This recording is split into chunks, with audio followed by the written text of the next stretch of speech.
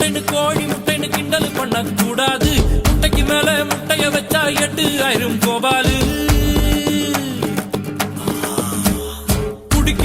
குடிக்கிறான்னு கேவலப்படுத்த கூடாது. 500 அடிக்கும் அவுட் ஆகல தெண்டுல்கர் தான் நம்மாளு.